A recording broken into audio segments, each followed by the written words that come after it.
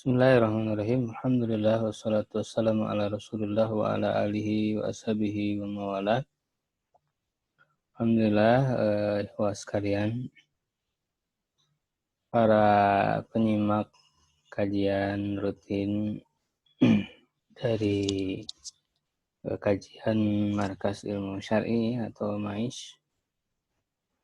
Alhamdulillah, dalam kesempatan ini kita bisa kembali berjumpa untuk melanjutkan kajian-kajian kita, dan insyaallah di kesempatan kali ini kita akan melanjutkan kajian tafsir ya. Itu tafsir As-Sa'di. Insyaallah di kesempatan kali ini kita membahas surat Al-Ma'un ya.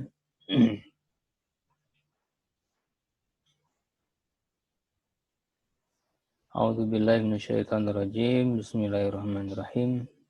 Ara'aital ladzi yukadzibu biddin.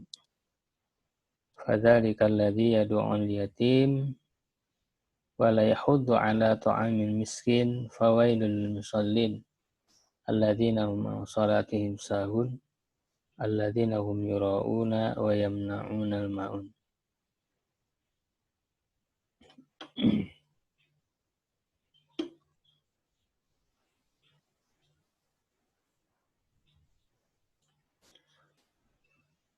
Ara'aita ya, apakah engkau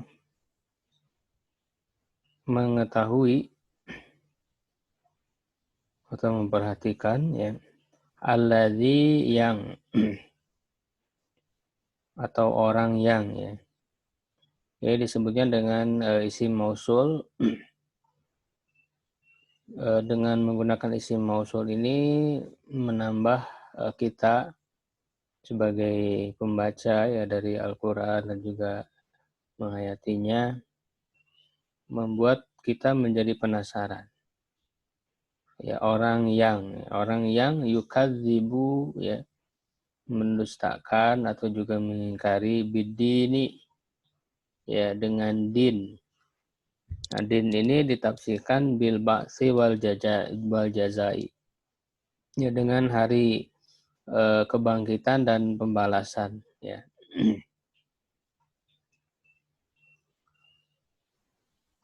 Fala yu'minu bima ja'at bihi rusulu.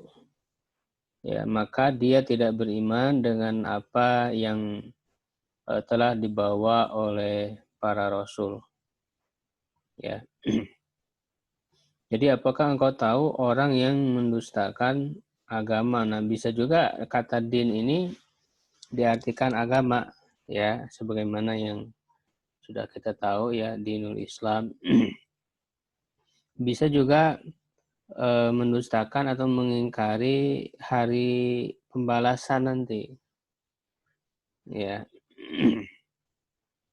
Ini para ulama menyebutkan bahwa ayat ini termasuk Makkiyah yang diturunkan dalam periode Mekah. Ya, ada juga yang menyebut ini sebagai Madaniyah. Kalau Makkiyah ya berarti ini memang berkenaan ya dengan orang-orang kafir ya, yang tidak percaya kepada Islam, tidak memeluk Islam. Ya.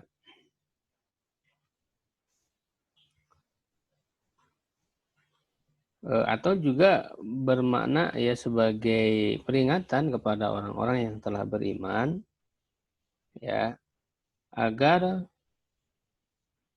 mereka takut ya untuk menjadi orang-orang yang mendustakan agama.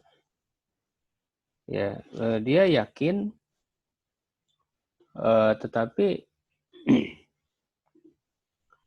jangan sampai keyakinannya itu dusta ya atau bohong. Gitu ya. Sehingga ini sebagai ancaman. Nah, bisa juga kalau misalnya ini turun di dalam periode Madinah, ya berarti ini berkenaan dengan orang-orang munafik ya, yang telah jelas-jelas mereka berdusta, ya, iman mereka berdusta, ya, mereka mendustakan agama, ya. Nah, maka di sini ada hal-hal yang penting, sifat-sifat yang diberitahukan oleh Allah Subhanahu wa taala, ya, di dalam ayat ini. Yang pertama, fadzalika ladzi yad'ul yatim. Ya, maka dia itu adalah orang yang menghardik anak yatim. Ya, maknanya yadfa'uhu bi'unfin wa syiddatin. Menolaknya. Ya, dalam arti dia tidak menghendaki kehadiran anak yatim tersebut, terlebih mau membantunya, ya, terlebih mau memberikan santunan kepadanya, menyayanginya. Justru dia menolak, ya, dengan penolakan yang keras, ya, bi'unfin wa syiddatin, ya, dengan penolakan yang kasar dan keras, ya, terhadap anak-anak yatim tersebut, ya. Wala yarhamuhu liqasawati qalbihi. Ya, dan dia juga tidak menyayanginya, tidak menyayangi anak yatim tersebut, ya, dikarenakan keras hatinya. Ya, dikarenakan hatinya itu keras. Kalaulah dia betul-betul beriman, ya, kepada hari pembalasan, atau betul-betul dia beragama secara jujur, secara benar, tidak dusta, ya, dia tentu harusnya menyayangi anak-anak yatim.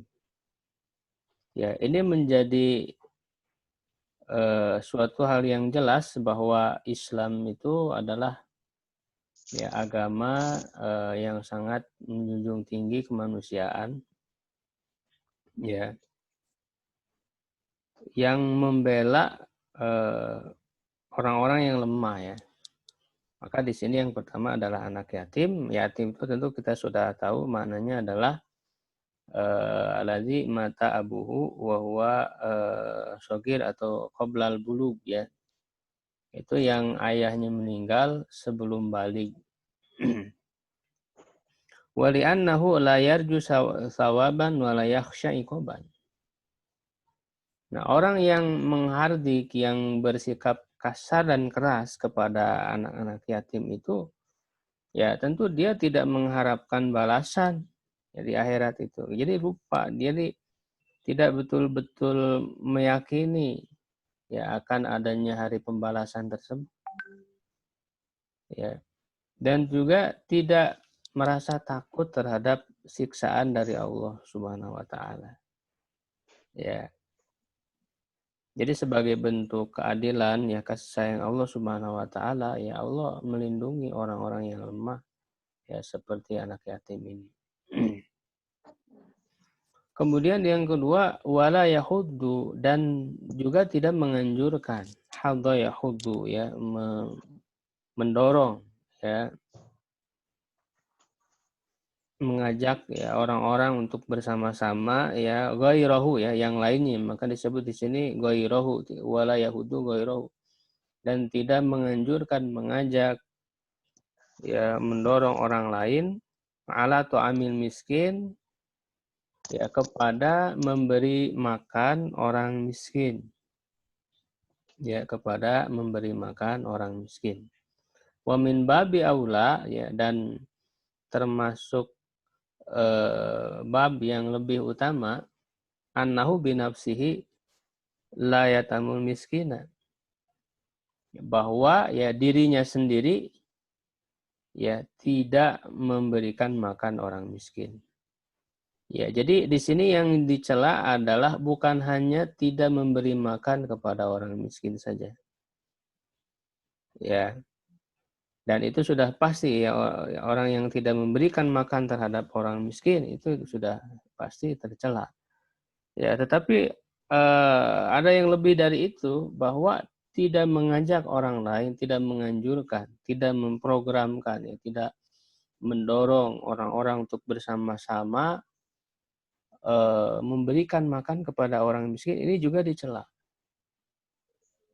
Ya, begitu. Jadi ini dalam ushul fikih ya, kita bisa memahaminya yang disebut dengan mafhum muwafaqah. Ya, jadi ketika kita memahami bahwa orang yang tidak menganjurkan memberi makan orang miskin itu berdosa, ya dicela dalam ayat ini, apalagi orang yang tidak memberi makan orang miskin, tidak menganjurkannya saja berdosa, apalagi tidak memberi makan. Artinya ini menunjukkan bahwa Allah Subhanahu wa taala ingin menegaskan bahwa permasalahan orang-orang miskin ya yang kekurangan harta, yang mereka sulit untuk makan, ya ini harus diatasi ya secara bersama-sama, ya tidak bisa hanya oleh orang per orang saja, tetapi harus ada kesadaran kolektif ya, kesadaran masyarakat ya untuk sama-sama memberi makan orang miskin ya, dengan kata walayahudu ini ya menunjukkan harus ada satu kebersamaan ya di dalam bahu membahu ya untuk memberikan makan terhadap orang miskin. Ya, dan ini sangat spesifik, yaitu memberi makan. Ya, artinya ini adalah kebutuhan yang paling inti ya dari manusia, yaitu makanan. Ya. Maka selebihnya ya tentu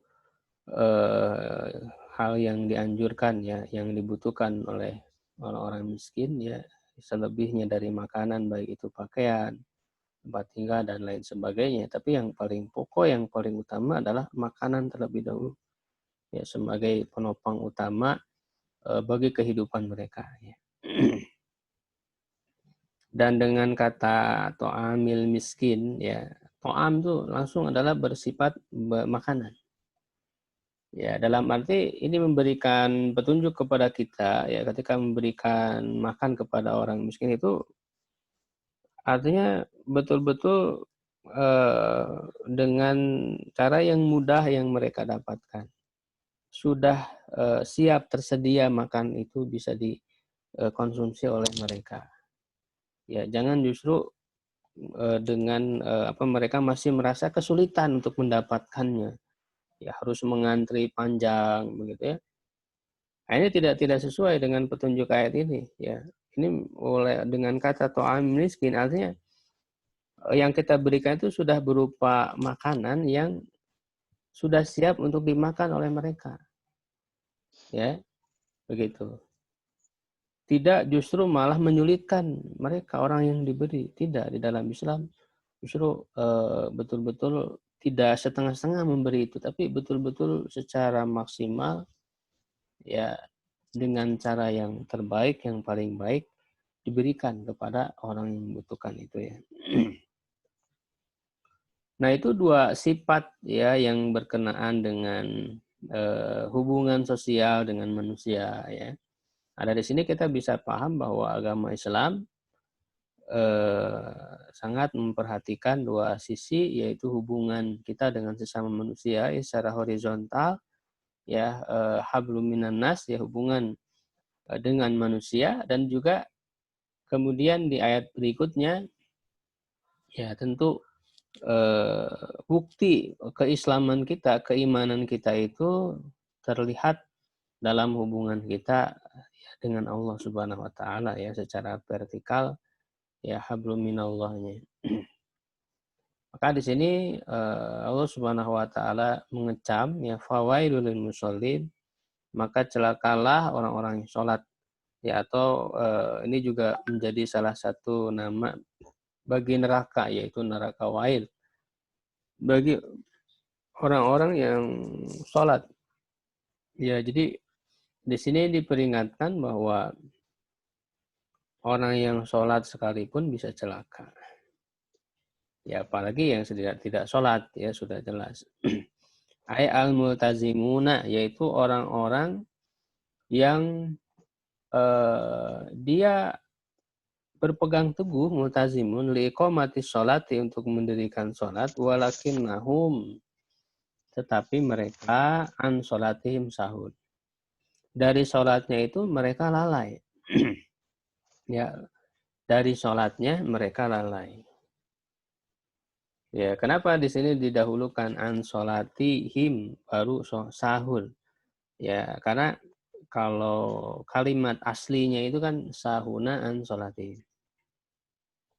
Ya, ini mendahulukan yang seharusnya diakhirkan untuk menunjukkan betapa pentingnya yang didahulukan itu, yaitu sholat. Ya, jadi dari apa mereka lalai itu dari sholat. Ini menunjukkan dari sholat mereka itu lalai. Nah, ini menunjukkan bahwa betapa pentingnya sholat itu sebagai tiang agama, ya.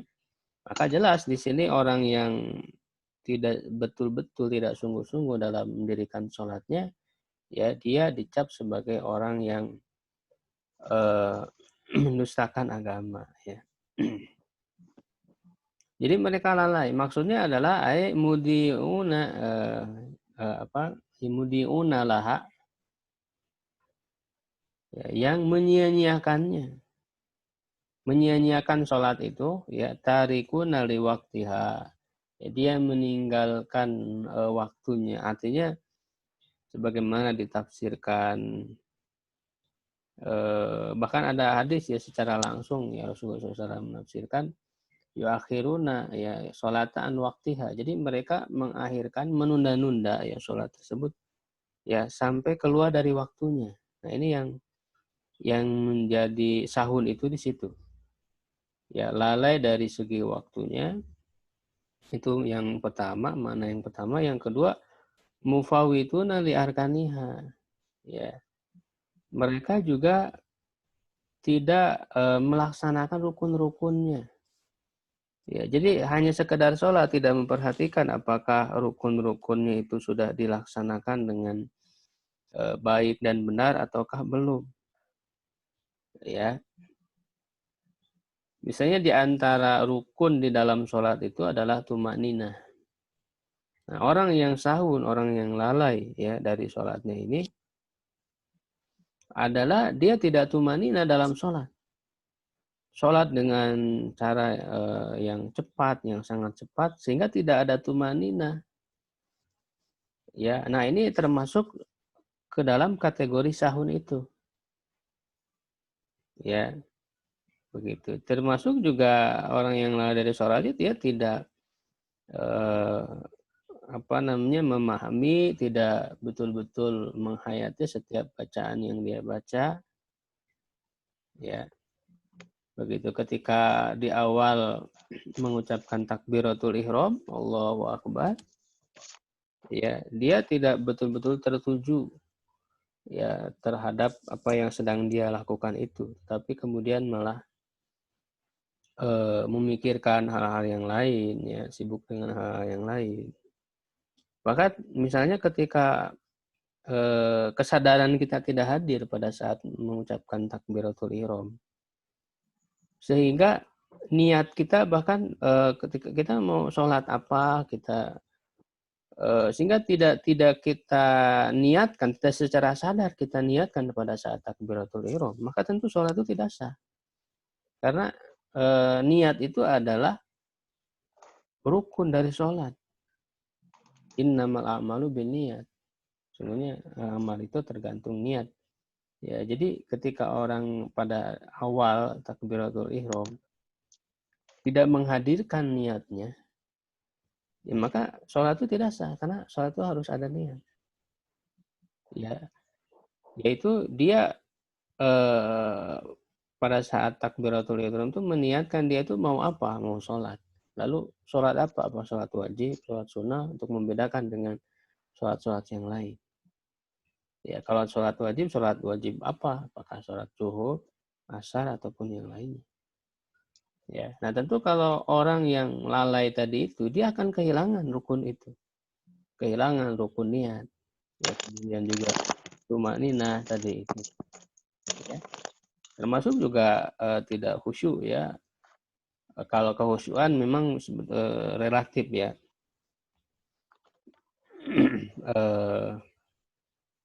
Tidak, kadang ya manusiawi ya, tiba-tiba teringat sesuatu. Tapi kemudian jangan sampai teringat kepada hal-hal di luar sholat itu membuat kita lupa ya terhadap rukun, ya membuat kita tidak sungguh-sungguh ya apakah kita sudah melaksanakan rukun atau tidak. Nah itu bisa membuat lalai ya termasuk sahun tadi itu. Ya, tetapi memang kalau dari segi kehusuan itu relatif. Makanya kata Rasulullah, ada orang yang mendapat pahalanya secara sempurna, sholat ada yang setengahnya, ada yang sepertiga, yang sebagainya itu kadar kehusuan. Tetapi secara sah atau tidaknya sholat itu tetap sah, ya selama rukun dan syaratnya itu masih bisa dilaksanakan. Wa hadza li'adami ihtimamihim bi amrillahi. Nah, kata beliau Imam As-Sa'di, dan ini oleh sebab ya li di sini li ta'lil menunjukkan alasan karena ya tidak perhatiannya mereka kepada perintah Allah. Haitsu dayya'u sholata, di mana mereka menyia-nyiakan salat allati hiya ahammu ta'ati. Ya, yang hal itu adalah ketaatan yang paling penting ya, tentu salat itu adalah ketaatan yang paling penting, yang paling pertama ditanya nanti di hari kiamat, ya itu apabila baik sholatnya maka akan diterima amal-amal yang lain.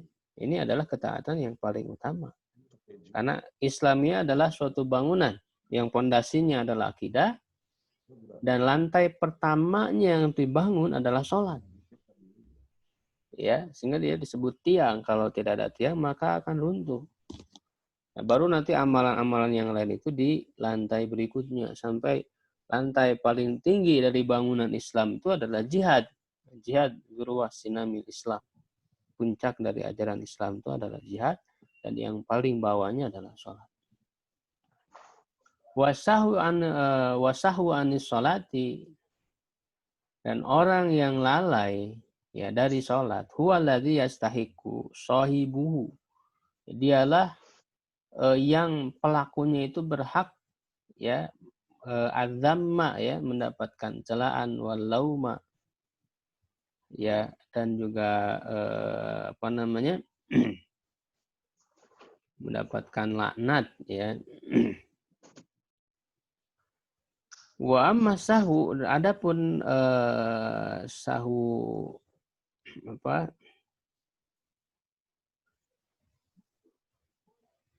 fi sholati. Nah ini beda ya, kita akan memahami perbedaan antara sahu anis sholah dan sahu fi sholah.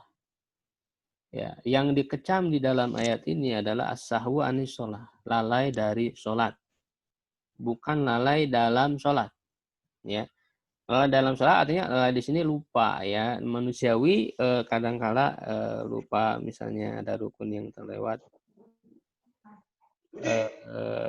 Kalau ada rukun yang terlewat tentu harus menjadi tidak sah ya, rakaat itu harus diulang lagi. Ya, atau ada yang disebut dengan abad ya, hal sebetulnya sunnah tapi dia termasuk abad yang harus sujud sahwi ya. Misalnya tahiyat tasyahud awal ya, dilupa tasyahud awal misalnya langsung berdiri ya, maka tidak perlu diganti tapi sujud sahwi di akhirnya. Fahada yaqau min kulli ahadin. Ya, ini terjadi pada setiap orang, hatta minan Nabi sallallahu alaihi wasallam. Ya. Sampai dari Nabi sallallahu alaihi wasallam pun pernah lupa dalam sholat sehingga itu menjadi syariat sujud sahwi. Ya, Rasulullah sallallahu alaihi wasallam lupa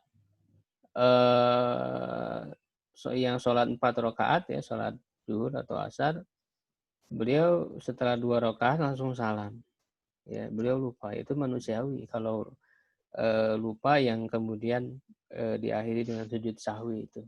Ini tidak termasuk dalam kecaman di dalam ayat ini, karena itu adalah as-sahwu fi shalah, bukan as-sahwu anis shalah ya. Walihadza wasafallahu haula'i, ya oleh karena itu Allah Subhanahu wa taala mensifati mereka biriyai dengan ria ya wal qaswati dan juga keras hati ya. Wa adami rahmati tidak ada rahmat kasih sayang. Faqala nah di sini kemudian Allah Subhanahu wa taala memberikan sifat ya yang berikutnya ya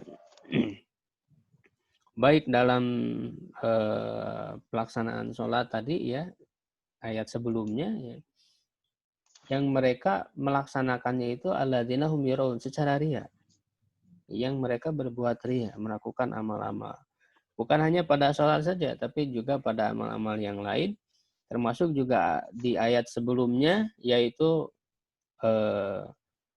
terhadap anak yatim, terhadap orang miskin. Ya, bisa saja mereka menyantuni anak yatim, memberi makan kepada orang miskin, tetapi kalau dilaksanakan secara ria tentu itu menjadi tidak bermanfaat. Ya, ya'malunal a'mala li ajri ri'ain nasi. Mereka mengamalkan amalan-amalan ya li ajli karena ya dengan tujuan ria, ingin dilihat oleh manusia. Ya ingin dipuji ya.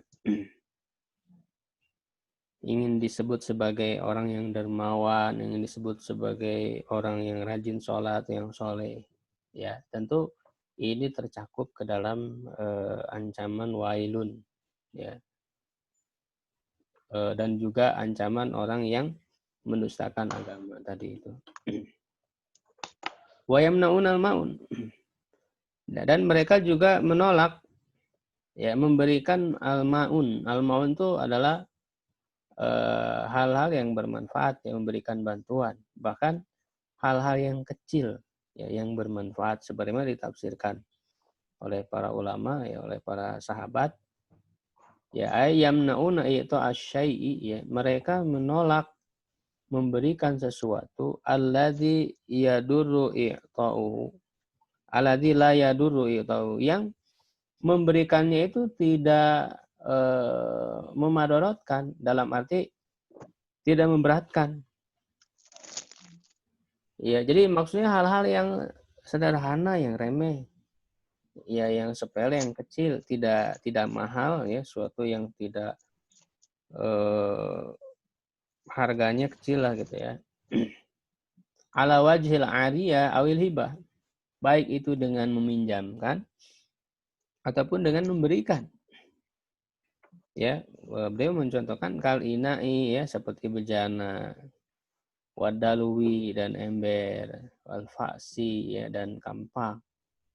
Ini sebagaimana disebutkan oleh Ibnu Mas'ud, ya Abdullah Ibnu Mas'ud, beliau menyebutkan al-fa'sa wal kidra, ya kampak dan juga panci, wadalwi dan juga ember. Jadi hal-hal yang memang dibutuhkan dalam keseharian manusia ya untuk ya memenuhi kebutuhan mereka. Hal yang sepele seperti ini. Nah, kadang orang yang kikirnya itu keterlaluan, hal-hal yang sepele seperti ini pun mereka tidak mau memberikan bantuan kepada orang lain. Ya, gitu. Ember, kampaknya, misalnya pisau, ya golok, gergaji, gitu ya. Hal-hal memang yang dibutuhkan oleh manusia dalam keseharian mereka. Ya, termasuk juga Aisyah radhiyallahu anha juga menafsirkan, yaitu adalah alma, air ya. Itu kebutuhan harian manusia, air minum, untuk minum. Ya, juga anar, api ya, belum mengatakan. Wal ina'a ya, dan juga bejana. Wa nahwi dzalika, dan siang semacam dengannya ya. Mimma jaratil ada bibadliha ya, yang termasuk secara tradisi ya, secara kebiasaannya orang mau memberikan wasamaha bihi dan toleransi terhadapnya. Ya artinya orang biasa memberikan hal-hal yang sepele seperti ini ya dalam kehidupan sehari-hari, itu biasa orang saling saling memberi dalam hal ini. Saling baik meminjamkan ataupun kalau air ya diminum, memberikan. Ya. Fa'ulai li syiddati hirsihim. Mereka itu karena sangat sangat kikir ya, sangat berambisi terhadap harta kekayaan. Yamna'unal ma'un, mereka menolak memberikan barang-barang seperti ini. Fa kaifa bima huwa aktsaru minhu, bagaimana dengan sesuatu yang lebih banyak, yang lebih besar daripada itu. Jadi hal yang kecil saja mereka enggan untuk memberi bantuan kepada orang lain, apalagi ya dengan jumlah yang lebih besar daripada itu. Ini sebagai kecaman terhadap orang-orang yang kikir. Ya, orang-orang yang bakhil, yang pelit. Ya. Wa fi hadhihi surati, di dalam surat ini al-hasu ala ikramil yatim, ada dorongan untuk memuliakan anak yatim wal masakin ya, dan orang-orang miskin. Wa tahdidi ala dzalik, ya, dan juga mendorong, memberikan dorongan, memberikan anjuran terhadap hal itu, ya, menganjurkan masyarakat, mendorong masyarakat ya untuk sama-sama melakukan, memperhatikan anak yatim, orang miskin. Wa muru'atus shalah, yang menjaga salat, wal muhafadzah 'alaiha, dan juga menjaganya, ya, wa alal ikhlas, dan juga ikhlas, karena lawan dari riya itu adalah ikhlas. Kita semata-mata melakukan ini semua adalah karena Allah Subhanahu wa taala, bukan karena yang lain. Ya, nah ini adalah prinsip-prinsip agama yang sangat jelas yang bisa diterapkan di masyarakat, ya, di mana orang itu ya sering terjadi hal seperti ini di masyarakat. Ya, masih ada orang yang enggan untuk melaksanakan sholat. Ya, begitu. Ada yang rajin sholat tapi tidak peduli terhadap sesama. Ada memikirkan dirinya sendiri, tidak memperhatikan orang-orang yang kesusahan tadi itu. Ada yang seperti itu. Ada yang sebaliknya, memperhatikan terhadap sesama tapi hubungan dengan Allahnya kurang. Ya, dia bahkan meninggalkan sholat. Ya, ada orang yang melakukan dua-duanya tapi niatnya salah. Jadi ini memang adalah suatu peringatan dari Allah yang memang terjadi di masyarakat seperti itu. Ya, makanya bagi orang yang betul-betul membaca ya surat ini, menghayatinya, ya tentu dia akan bersungguh-sungguh untuk menghindari sifat-sifat tadi itu. Ya. Jadi Islam ini adalah agama yang sempurna. Ya, dan juga sangat memperhatikan keseimbangan. Ya, baik memperhatikan hubungan dengan Allah, ya, juga hubungan dengan sesama manusia, ya. Fiha, padanya, pada sholat tersebut, wa fi jami'il a'mal, dan pada seluruh amalan-amalan. Walhatsu ala fi'lil ma'ruf, dan juga mendorong untuk melaksanakan suatu hal yang ma'ruf. Ya, ma'ruf di sini adalah tidak hanya baik secara syariat, menurut syariat, tetapi juga menurut akal manusia itu baik. Ya, itu yang disebut dengan ma'ruf. Syara'an wa aklan, ya, baik secara syariat juga secara akal. Jadi seluruh manusia kalau mau berpikir, mau menggunakan akalnya, tentu itu hal itu baik. Menolong orang miskin, ya, membantu orang anak yatim, itu adalah menurut akal manusia sesuatu yang baik. Membantu orang-orang yang lemah, yang sedang ada di dalam kesusahan. Ya, wabadulul umuri al-khafifati, ya, dan memberikan ya perkara-perkara, hal-hal yang ringan, ka'ariyatil ina'i, ya, seperti meminjamkan wadah, gitu ya, gelas, ya, piring, dan sebagainya. Wadalwi, dan juga ember, wal kitab, buku. Nah, tentu ini juga selain dorongan kita untuk saling meminjamkan, juga harus memperhatikan bahwa orang yang meminjam itu harus mengembalikan lagi. Ini kadang yang jadi masalah, orang enggan untuk meminjamkan itu karena orang yang meminjam jarang mengembalikan. Nah, ini yang jadi masalah. Ya, Harusnya ada kesadaran untuk sama-sama saling membantu ya, tapi kesadaran itu harus dalam kedua belah pihak, jangan dari salah satu pihak. Ya. Justru kalau kita tahu orang itu tidak akan mengembalikan, ya kita mencegah ya dia melakukan suatu dosa ya dengan tidak meminjamkan, ya itu boleh. Gitu ya. Nah, ini tentu surat ini lebih populer sebagai surat Makkiyah yang diturunkan dalam periode Mekah yang belum ada kewajiban zakat, karena memang dorongan untuk bersodako ya ini masih dalam bentuk umum, tidak secara rinci ya dalam zakat.